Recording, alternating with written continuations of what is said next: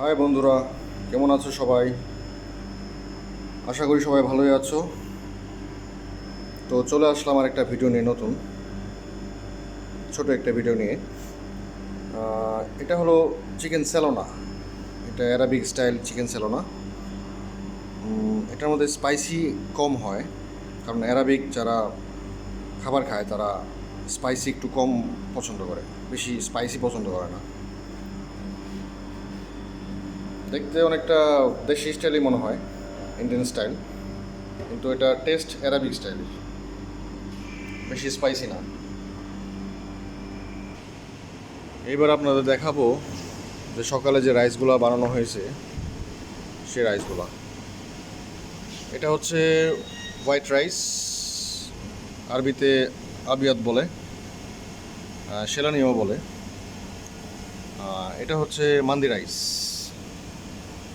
Arabic mandi rice এটা। আর তার নিচে হচ্ছে এটা বিরিয়ানি, অ্যারাবিক বিরিয়ানি রাইস।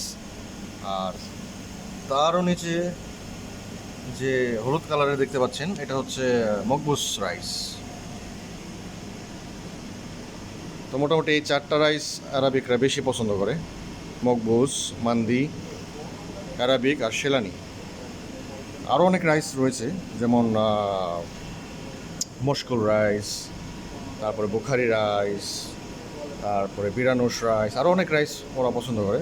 কিন্তু এই চারটা আর কি মেইন চলে, যেগুলা চলার মধ্যে চারটা বেশি চলে: মকবুস, মান্দি, বিরিয়ানি, তারপরে হোয়াইট রাইস, এগুলো বেশি আর কি ওরা পছন্দ করে।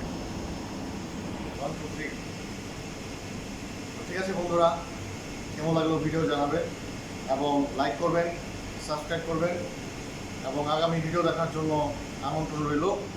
খুদা হাফেজ, বাই।